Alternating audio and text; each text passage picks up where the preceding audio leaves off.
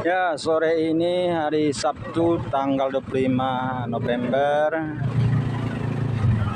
Di sore hari kita memantau keadaan banjir di sekitar desa Ujung Bawang, Kecamatan Singkil, Kabupaten Singkil. Luar biasa macet. Ini bencana alam sebagai momentum introspeksi diri untuk menjadi pribadi yang lebih baik. Ada yang disebut dengan takdir, ada yang disebut dengan sebab akibat. Sebab akibat itu adalah ketika kita tahu, lalu kita potongkan ke urat nadi, lalu darah pun muncrat dan kita mati. Nah, ini hukum sebab akibat. Orang yang penuh dengan kesadaran, lalu dia pergi ke tengah jalan, lalu lintas hiruk pikuk, lalu dia ditabrak truk, pecah kepalanya, mati dia. Sekarang jam Hukum sebab akibat. Nah, apakah bencana? Kita ambil sampel contoh banjir. Apakah banjir itu sebab akibat? Sebab dari perbuatan kita, efek dari suatu perbuatan itu muncul suatu masalah, maka lahirlah banjir bandang. Nah, ini perlu dianalisa lebih dalam supaya kita tidak terkeliru. Jangan sampai banjir akibat dari perbuatan manusia dengan penuh kesadaran, tambang liar, mendapatkan izin, lalu kemudian penebangan hutan. Lalu setelah terjadi, orang dengan enaknya saja enteng berkata, mari kita beriman kepada takdir baik dan takdir buruk. Ini pembodohan. Agama itu bukan opium seperti yang dikatakan Karl Marx. Nanti membenarkan ucapan Marx, agama itu hanya opium saja. Ditebang pohon dengan penuh kesadaran. Otomatis kalau pohon sudah tebang, hutan gundul, maka tidak lagi ada akar-akar pohon kayu yang menahan air. Lalu kemudian ketika banjir bandang datang, kita hujan lebat datang, kita kebanjiran. Ketika panas terik, kita kebakaran hutan sengaja dibakar. Maka jangan sampai kita membodohi umat ini. Nah, ini semua adalah ulah perbuatan manusia. Zaharal fasadu fil barri wal bahri. Sudah terlihat kerusakan secara jelas fil barri, di daratan, wal bahri, di lautan, bima kasabat aydin nas, akibat dari perbuatan tangan manusia. Dulu ketika Allah mau menciptakan manusia, apa kata malaikat? Ataj'alu fiha man yufsidu fiha wa yasfikud dima. Untuk apa kau ciptakan mereka ya Allah? Mereka hanya akan dua. Yufsidu fiha, membuat kerusakan, wa yasfikud dima, dan menumpahkan darah. Ini yang terjadi sekarang. Begitu indahnya karang di dalam lautan, tiba-tiba saja ketika saya menyelam di salah satu daerah, saya lihat sama seperti batu kerikil-kerikil. Mana warna-warna yang indah? Ini di bom, Ustaz. Orang mau nangkap ikan di bom. Dulu orang nangkap ikan itu dengan jaring, dengan pancing, sehingga yang terjaring, terpancing hanya besar-besar saja. Ini di bom, sampai cucu-cucu ikan pun mati sekalian. Lalu apa yang akan dimakan oleh anak cucu kita di masa akan datang? Ikan-ikan yang tidak mestinya dimakan, ikan hias, habis semuanya, mati semuanya. Dan tidak dimakan, tidak dinikmati. Andai ikan-ikan yang terapung itu masuk ke dalam kaleng, lalu dikirimkan ke panti asuhan, panti jompo, anak yatim, pondok tahfiz Quran, anak duafa, masih ada positifnya. Dibiarkan mengapung, memutih di tengah lautan. Yang besar-besar diambil, yang kecil. Ini adalah kejahatan yang luar biasa. Maka dalam Islam memang ada maaf, fa'fu wasfahu, maaf, berdamai. Tapi dalam Islam ada hukum. Ada hukum yang mesti ditegakkan. As-sariqu, pencuri laki-laki, was-sariqatu, pencuri perempuan, faqta'u aydiyahum, potong tangannya. Az-zaniyatu, pezina perempuan, waz-zani, pezina laki-laki, wajlidu kulla wahidin minhuma mi'ata jaldah, cambuklah dia 100 kali. Maka Islam tidak hanya sekedar memberikan maaf, marilah kita bertoleransi, marilah kita berlapang dada, tapi juga Islam mengajarkan ada punishment, ada hukum. Dan itu ada pada orang yang diberikan amanah. Uli, orang amri, urusan ulil amri, orang-orang yang kita berikan amanah. Saat kita mencoblos mereka, itu bukan sekedar menusukkan paku di atas kertas. Kita dengan penuh kesadaran sudah memilih mereka sebagai orang yang mengurus urusan kita.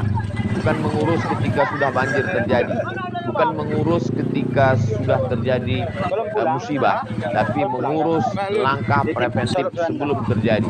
Nah, ini perlu diperhatikan dengan baik supaya umat ini tidak menjadi umat yang jabariyah.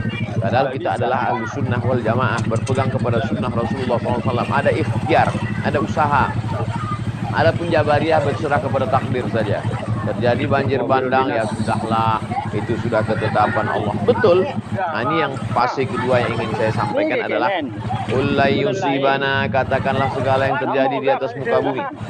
La yusibana illa ma kataballahu lana, kecuali sudah ditetapkan Allah Subhanahu wa taala. Kita sudah jaga alam dengan baik, tidak menebang hutan, tidak merambah hutan, mengadakan reboisasi, sudah sholat berjamaah, sudah mengajarkan zikir, bersolawat, lalu kemudian terjadi juga, makanya termasuk beriman kepada rukun iman yang keenam, antu'mina billah wa malaikatihi wa kutubihi wa rusulihi wal yaumil akhir wa bi qadri khairihi wa syarrihi. Ini sudah tidak dapat terelakkan lagi.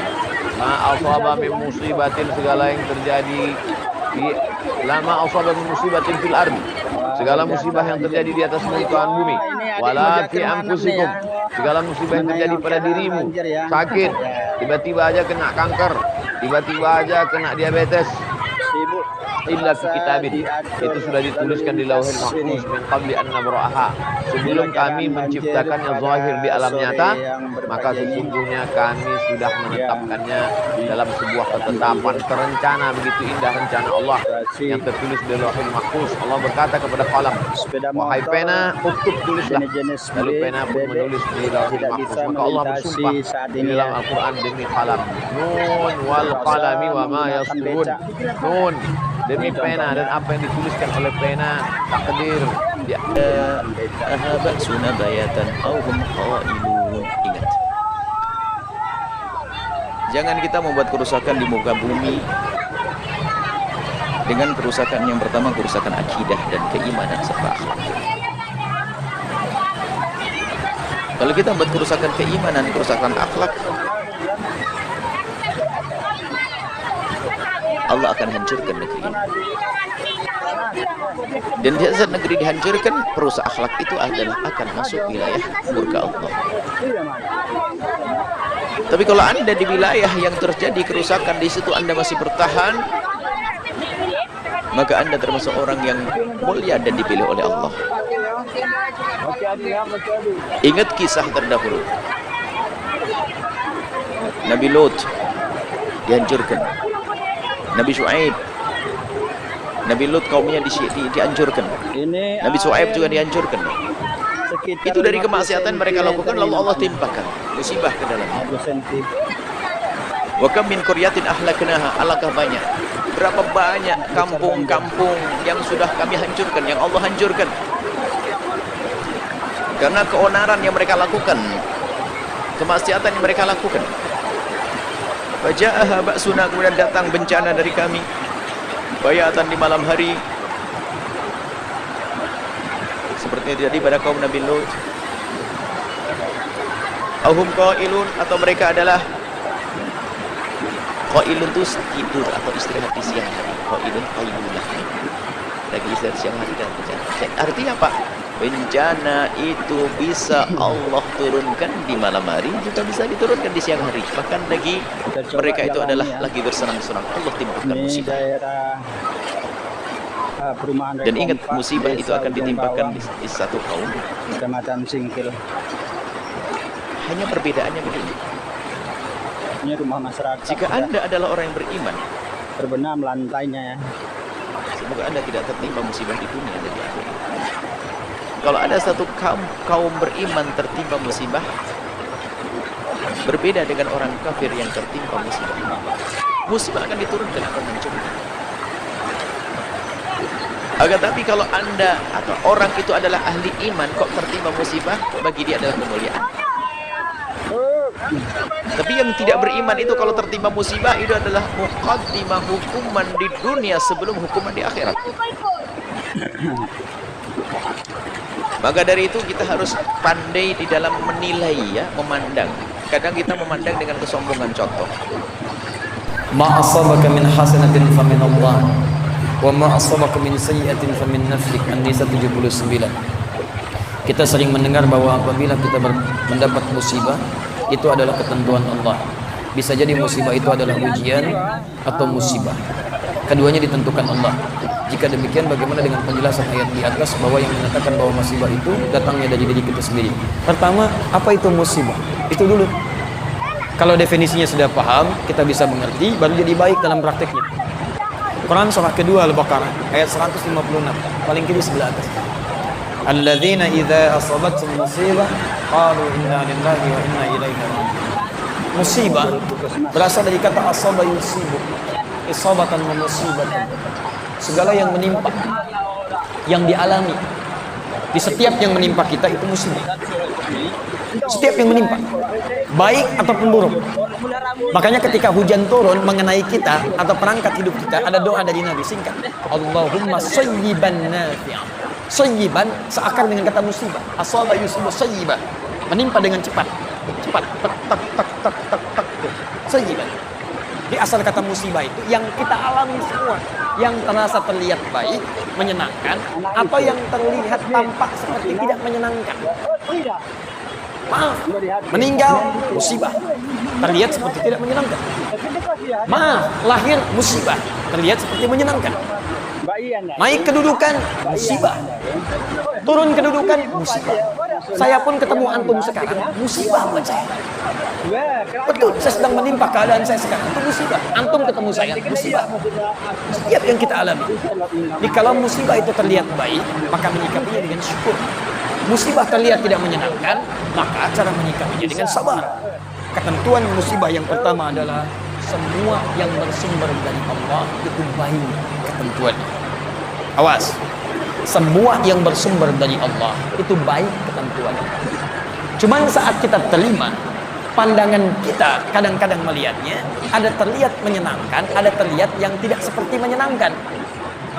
Maka rumusnya adalah ketika antum melihat sesuatu yang menyenangkan, maka muncul rumus syukur di sini. La in syakartum la azidannakum. Ketika antum melihat seperti yang tidak menyenangkan, maka di sini kemudian teman-teman sekalian sabar berlaku di sini. Bagaimana cara sabarnya? Pertama, Quran surah kedua ayat 216, paling kiri sebelah atas. Kutiba alaikumul qitalu wa huwa kurhun lakum. Perangi perasaan kita. Ini ayat turun tentang jihad. Tapi bukan karena jihadnya, karena perasaan yang bergolak. Ada perasaan, duh kok sekarang ya, bagaimana kalau nggak besok aja, aduh saya nggak siap. Ada ujian, dia merasa kurang menyenangkan. Maka kata Al-Quran, perangi itu. Bersikap positive thinking dulu, yang baik-baik. Ayat ini ingin mengatakan, maaf, kalau ada yang terlihat tidak menyenangkan, ujian-ujian yang membuat antum terasa berat, jangan mengeluh. Di Quran tidak ada ayat keluhan. Tidak ada ayat keluhan. Kalau ada satu ayat untuk mengeluh, maka saya orang pertama kali yang akan mengeluh. Atas Lauhil Mahfuz. Maka dalam kasus seperti ini, tsunami terjadi begitu dahsyat. Ini tidak ada hubung kait dengan kejahatan orang menebang hutan. Tapi dia terjadi begitu saja. Ternyata ada lempengan kerak bumi di tengah lautan bergeser. Akibat pergeseran itu terjadilah gempa di tengah lautan. Akibat dari gempa di tengah lautan, maka terjadilah gelombang yang naik ke darat meluluh lantakkan manusia tepat pada tanggal 26 Desember tahun 2004. Maka ini termasuk dalam kategori ma asaba min musibatin fil ardi, segala yang terjadi di atas permukaan bumi. Tsunami, angin puting beliung, kebakaran sudah dijaga dengan baik. Makanya dalam Islam diajarkan sebelum tidur malam matikan lampu. Kenapa disuruh matikan lampu? Supaya jangan sampai ada tikus, lalu kemudian tikus ini menarik lampu. Zaman dulu lampu itu dari lampu teplok, kata kami di Sumatera. Di bawahnya ada minyak, di atas ada sumbu. Supaya kalau lampu ini menyala, orang tertidur, datang tikus, ditariknya, tumpang minyaknya, kebakaran. Maka ada usaha, ada ikhtiar, matikan lampu, kunci pintu. Kita tidak bisa berkata pintu dibuka lalu kemudian masuk pencuri, dia ambil semua. Dan ketika kita melapor, kita katakan ini adalah ulah kejahatan kita. Kita lebih dulu berbuat jahat sebelum pencuri itu berbuat jahat kepada kita. Suatu ketika datanglah seorang menjumpai Nabi Muhammad SAW. Aqiluha wa atawakkal, am utliquha wa atawakkal. Apakah saya tambatkan, saya ikatkan dulu hewan tunggangan saya di luar masjid itu, saya tambatkan dulu baru saya bertawakal, atau saya lepaskan saja lalu saya bertawakal? Kata Nabi, ikhilha, tambatkan dulu, ikatkan dulu, setelah itu barulah bertawakal. Itu diajarkan tawakal dalam Islam. Setelah usaha maksimal, ikhtiar, terjadi juga apa yang terjadi yang tidak kita kehendaki. La yusibana illa ma kataballahu lana huwa maulana. Yang bisa menolong kita hanya Allah Subhanahu wa ta'ala. Nah, ini perenungan buat kita bersama. Lalu kemudian yang ketiga, ada sebab akibat. Yang kedua, ada takdir Allah. Yang ketiga, yang perlu kita pikirkan adalah karena banjir, bahwa akibat dari dosa-dosa kita bisa juga azab itu turun. Wattaqu fitnatan la tusibanna alladzina zalamu minkum khassah. Takutlah kamu kepada azab ketika dia turun, dia tidak hanya menimpa orang yang zalim-zalim saja. Jadi ketika banjir bandang itu datang, yang didatangi air itu bukan rumah yang menebang hutan, bukan pimpinan proyek-proyek illegal logging. Yang diluluh lantakkan itu rumah-rumah imam, rumah ustadz yang tidak bersalah, rumah guru tahfiz Al-Quran. Enceng gondok masuk ke dalam perumahan sedada tinggi air, dikirimkan videonya ke saya. Apa salah mereka? Apa dosa mereka? Dosanya adalah tidak melakukan amar ma'ruf nahi munkar. La ta'muruna bil ma'ruf, ajak orang berbuat baik.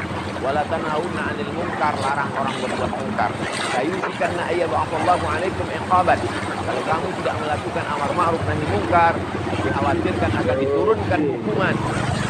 Ketika hukuman itu turun, tsumma tad'una, lalu kamu berdoa minta kepada Allah, fala yustajabu lakum, doa kamu tidak dikabulkan Allah. Kenapa terjadi musibah? Karena umat meninggalkan amar ma'ruf nahi munkar. Itu ada hutan ditebang, digundul, illegal logging, hutan diambil. Ya nggak apa-apa, yang penting tidak mengganggu rumah kita. Hutan kan masih jauh dari kota. Ribut mahasiswa unjuk rasa. Ibu, itu ada orang sudah menggali tanah-tanah kita. Mereka mengambil nikel. Ini tidak ada izin dari negara, pemerintah. Ya udah nggak apa-apa, yang penting mereka mau nyumbang. Yang penting mau nolong kita. Toh mereka juga ngasih ke masjid. Tidak ada amar ma'ruf nahi munkar. Kuntum khairu ummah, kamu adalah umat yang terbaik. Kapan kita disebut umat terbaik? 3 syaratnya. Ta'muruna bil ma'ruf, ajak orang berbuat baik. Wa tanhauna 'anil munkar, larang orang dari perbuatan munkar. Wa tu'minuna billah, beriman kepada Allah Subhanahu wa ta'ala. Jadi 3 poin ini menjadi pemikiran perenungan kita bersama. Apalah ta'qilun, apakah kamu tidak berpikir? Apalah tatafakkarun, kenapa kamu tidak berpikir? Apalah tatadzakkarun, kenapa kamu tidak ingat, eling tentang betapa Allah Subhanahu wa ta'ala sudah menitipkan ini kepada kita. Inna aradnal amanata 'alas samawat. Kami mau menitipkan alam semesta ini ke langit, wal ard, ke bumi, wal jibal, ke bukit-bukit, fa'abaina ayyahmilnaha. Mereka tidak ada yang sanggup memikulnya. Wa hamalahal insan. Manusialah yang begitu berani untuk memikul amanah ini. Innahu kana zaluman jahula. Manusia itu sifatnya zalim, aniaya, egois, mementingkan kepentingan pribadi. Yang penting dia punya rumah besar, duit banyak, ganti mobil, rumah anaknya, rumah cucunya, rumah cicitnya, rumah mantunya, rumah mertuanya.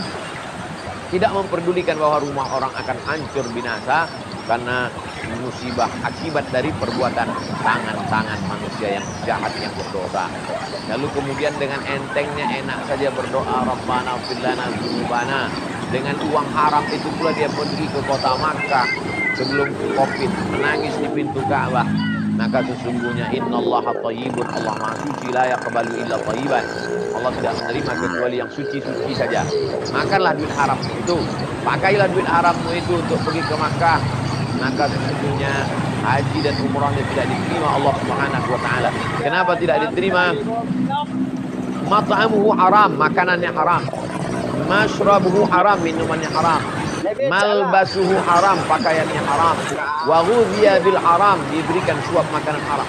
Anna yustajabulah, apakah mungkin doanya dikabulkan Allah Subhanahu wa ta'ala?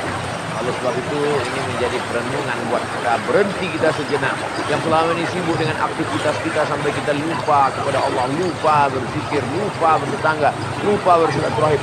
Tapi ketika hentakan ini terjadi, maka kita berhenti sejenak. Betapa tidak berdayanya kita. Lihat mobil-mobil hanyut di depan rumah, lihat rumah-rumah penuh sampai kamar habis semuanya. Betapa kita dikirimkan gambar seorang bapak menyelamatkan anak kecil di dalam kulkas dengan semuanya berkata, wah, Aceh mendapatkan musibah semacam itu karena dosa-dosa orang Aceh. Atau orang Jogja mendapatkan musibah semacam itu karena banyaknya dosa orang Jogja. Ini adalah kalimat yang tidak bijak. Memang betul, bisa saja musibah Allah timpakan karena dosa. Tapi Al-Quran itu bukan untuk nilai orang lain, wahai hamba Allah. Al-Quran untuk menilai dirimu sendiri, untuk pegangan buat kita. Kita itu sering kalau mendapatkan firman Allah, petua itu yang dilihat orang lain. Ini peringatan, jangan sampai engkau itu dihancurkan oleh Allah dalam keadaan kamu bermaksiat. Engkau usah nengok orang lain. Kalau melihat Aceh, kita pandangannya beda dong.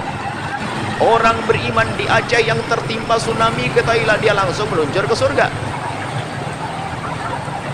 Orang Jogja yang ahli iman kena gempa lalu mati, dia ketakutan, kegencet, ketimpa genteng, mati, surga dia. Orang muslim beriman.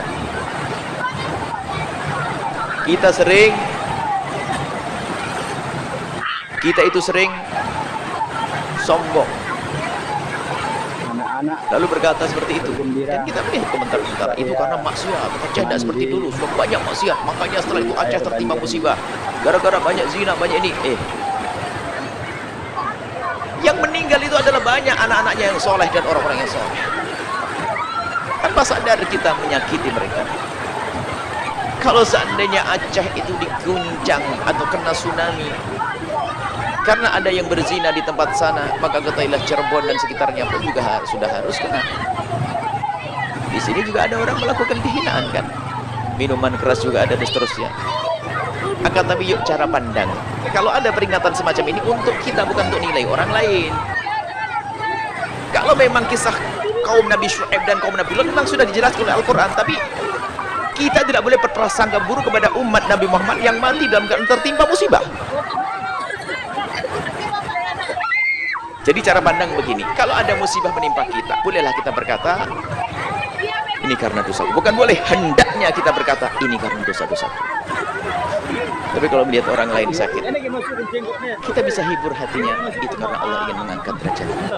Allah memberikan pahala kepada kita. Coba saja contoh kecil, Anda datang pada orang sakit, iya Pak, ini karena dosa-dosamu Pak. Nah, ini kan tidak enak banget nih manusia ini, tidak punya adab.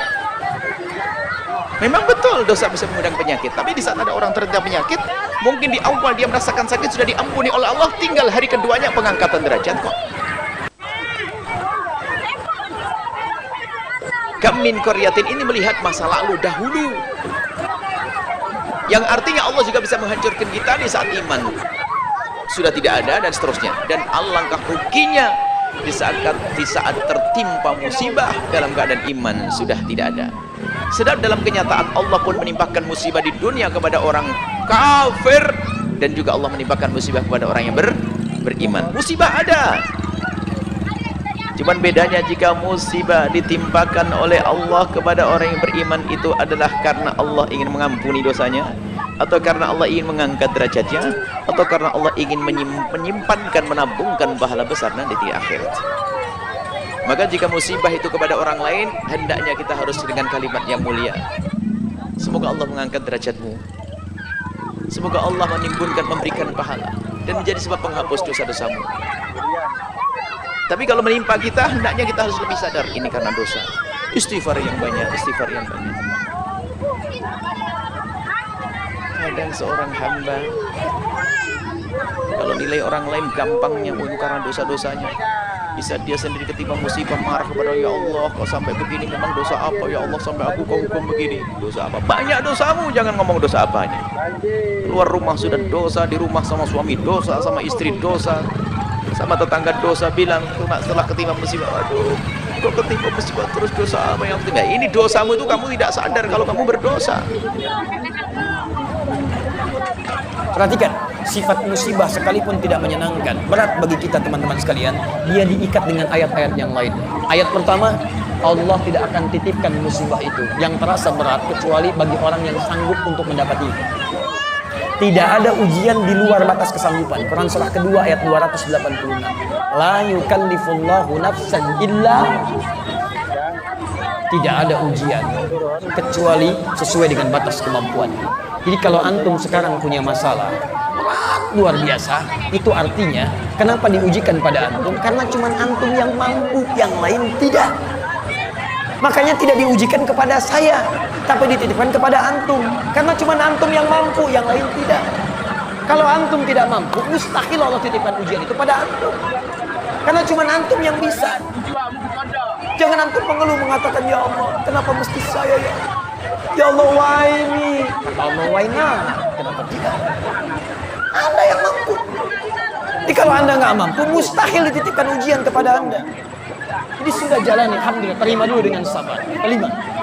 Yang kedua, teman-teman sekalian, setelah itu rumus yang kedua, setiap persoalan sesulit apapun akan bersanding dengan solusi yang semudah luar biasa.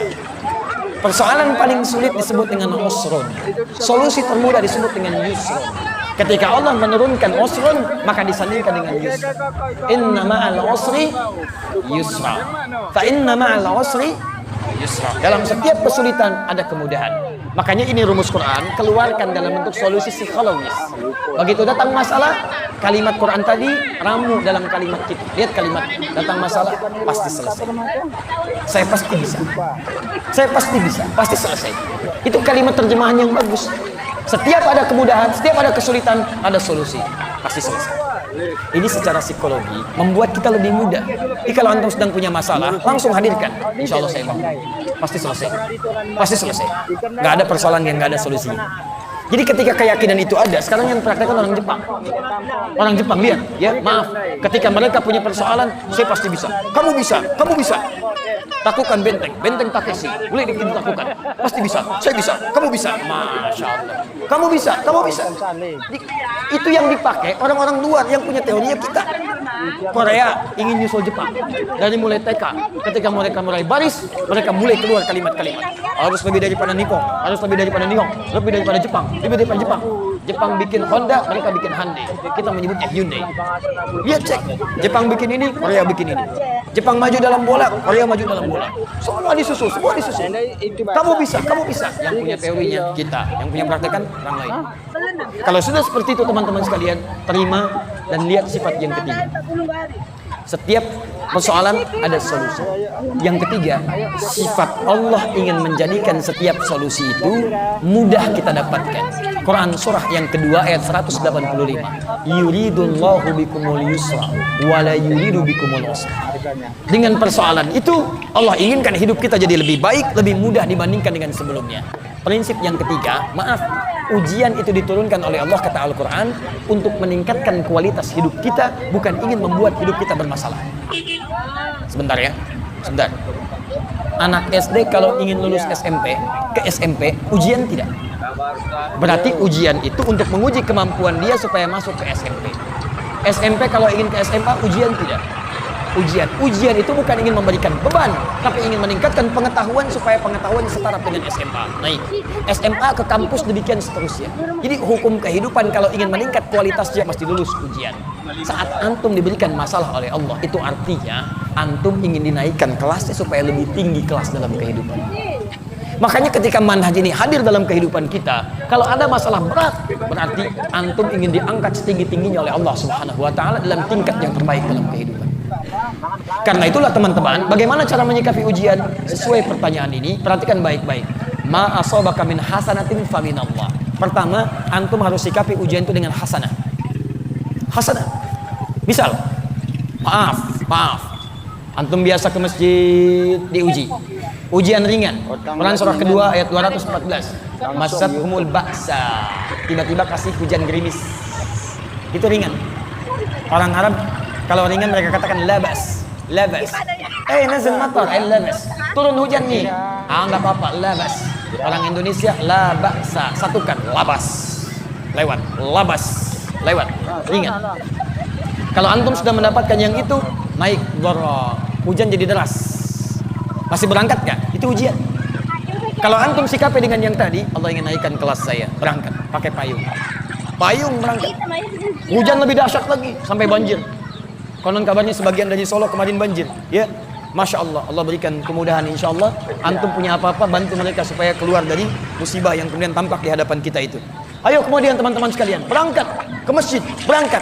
Nah, cara antum menyikapi hujan turun dengan motivasi supaya tergerak tetap berangkat ke masjid dengan gambaran Allah ingin naikkan iman saya, itu yang disebut dengan hasanah. Jelas? Tapi kalau antum itu sikapi, teman-teman sekalian, dengan sikap-sikap yang negatif, hujan turun, biasa ke masjid, tiba-tiba gerimis, antum mulai malas ke masjid. Kata istri, "Pak, ayo ke masjid."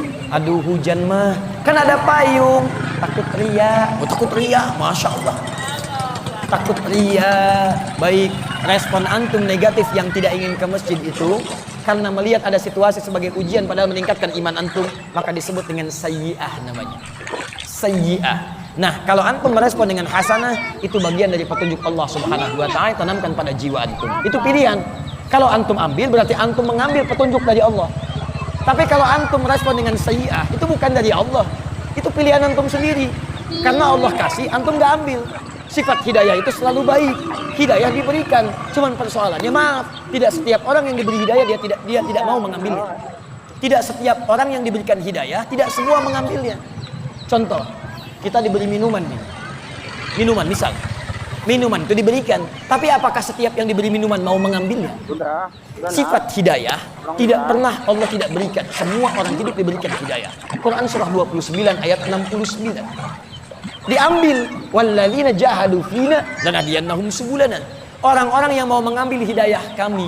Ayat itu mengatakan kami berikan, cuma mereka mau ngambil atau tidak? Alhamdulillah. Masalahnya ketika diberikan, banyak orang yang tidak mau ngambil. Hidayah datang lewat telinga dengan azan, Allahu Akbar, Allahu Akbar. Kok telinga antum bisa dengan azan? Artinya antum diberi hidayah. Tapi apakah setiap yang dengan azan mau ke masjid? Belum tentu. Nih, antum lewat tuh. Banyak orang lewat ke masjid dari mulai subuh. Pertanyaannya, kok bisa lewatnya depan sini? Padahal bisa lewat di depan tempat yang lain. Kok kenapa antum diperjalankan bisa lewat masjid? Itu hidayah lewat mata. Cuman tidak setiap orang yang melihat masjid bisa mau ke masjid. Persoalannya maaf, bukan karena Allah nggak kasih, hasanahnya Allah kasih. Cuman respon kita apakah mengambil atau tidak, itu sikap antum. Kalau antum ambil, itu bagian dari petunjuk yang diambil, itu hasanah. Kalau zaman bencana musibah, orang tidak berpikir, malah masih sempat mengambil kesempatan korupsi bantuan sosial, korupsi untuk yang haram. Maka sesungguhnya ini bukan lagi manusia. Lahum a'yunun la yubsiruna biha, mereka punya mata tapi matanya sudah tertutup, tak bisa dipakai untuk memandang. Lahum azanun la yasma'una biha, mereka punya telinga tapi telinganya tak lagi bisa dipakai untuk mendengar. Lahum qulubun la yafqahuna biha, mereka punya hati tapi tidak lagi bisa dipakai untuk merenung. Ulaika kal an'am, mereka ini sama seperti binatang. Balhum adall, bahkan mereka lebih hina daripada binatang. Siklus manusia begitulah terjadi seterusnya. 1442 tahun sejak hijrahnya Nabi Muhammad SAW. Hari berganti musim berubah, dahsyat fenomena alam semesta. Ini semua untuk mengajak kita kembali merenung mana kekuatan kita, mana kehebatan kita. Ternyata ketika dia datang, air yang datang, api yang datang, angin yang datang, bumi terbelah, gelombang pasang naik ke darat. Sesungguhnya kita hanyalah makhluk yang lemah, yang tidak berdaya, yang tidak bisa berbuat apa-apa. Maka satu sisi musibah itu adalah menghabiskan, meluluh lantakkan alam semesta, tapi kita pandang positifnya, dia juga menghilangkan dosa-dosa. Ma yusibul mu'min min nasabin wala wasabin wala saqamin wala syaukin yastakuha. Gundah gulana, risau, sakit, susah hati, duri yang menusuk tapak kaki, illa kafarallahu anhu biha sayyi'at. Sesungguhnya dengan itu Allah menghapuskan segala dosa-dosa. Jadi bagi jamaah yang tidak pernah melakukan perbuatan dosa yang efeknya dirasakan oleh orang banyak, maka sesungguhnya husnuzan kepada Allah. Ana, kata Allah dalam hadis kursi, indah husnuzanni abdi bi, aku menurut prasangka hambaku kepada aku. Jadi kita husnuzan bahwa ini cara Allah mengampuni kita, menghapuskan dosa-dosa kita. Lalu kita melihat bahwa ujian ini sebagai ujian untuk mengangkat derajat keimanan kepada Allah Subhanahu wa taala. Ada derajat yang sangat tidak diperoleh oleh orang-orang yang jihad fisabilillah, lebih tinggi daripada orang yang mati syahid, lebih tinggi daripada orang haji mabrur, yaitu pahala sabar. Innama yuwaffas sabiruna ajrahum bighairi hisab. Orang yang sabar menerima ujian dari Allah, maka sesungguhnya dia mendapatkan balasan dari Allah bighairi hisab, unlimited, tidak bisa dihisab, tidak bisa dihitung. Itulah balasan. A'adatu li'ibadiyas salihin, aku sudah siapkan untuk hamba-hambaku yang saleh. Mala ayunun ra'at, balasan yang belum pernah dilihat mata, wala udhunun sami'an, belum pernah didengar telinga, wala khatara ala qalbi bashar, belum pernah terlintas di hati manusia. Maka balasan-balasan itu diberikan Allah bagi orang-orang yang sempat merenung sejenak dan dia taubat nasuha. Ya ayyuhalladzina amanu, wahai orang-orang beriman, tubu ilallah, bertobatlah kepada Allah, taubatan nasuha, taubat nasuha. Ini belum kiamat alam semesta. Ini baru kiamat isinya sekelompok bagian kecil saja, partikel kecil saja, alam mengamuk atas perintah Allah Subhanahu wa taala. Maka ke depan mesti ada introspeksi diri. Jangan sampai manusia ini lupa. Walaula daf'ullahi nasa ba'dahum bi ba'din. Kalaulah bukan karena manusia ini saling nasihat menasihati, saling memperingatkan. Kalau ada orang yang memberikan peringatan, sesungguhnya dia bukan benci, tapi karena dia sayang. Karena kita satu alam ini seperti orang yang tinggal di dalam sebuah kapal bahtera di tengah lautan. Maka ada orang yang melobangi kapal itu di bawah. Lalu kemudian orang yang berada di atas mengatakan, ya nggak apa-apa, dia kan di bawah. Dan ketika kapal itu tenggelam, air laut masuk ke dalam. Yang tenggelam bukan cuma yang melobangi kapal di bawah, yang di atas geladak, yang di atas tiang pun juga ikut tenggelam bersama tiang-tiangnya sekalian. Maka sesungguhnya kita juga dunia ini sama seperti dalam sebuah bahtera yang besar. Maka kalau air sudah masuk ke dalam, maka kalau ada orang dari atas mengatakan, jangan lobangi kapal, jaga kapal kita, sesungguhnya dia bukan mengintervensi urusan kita, tapi dia sudah menganggap kita bagian. Inilah ajaran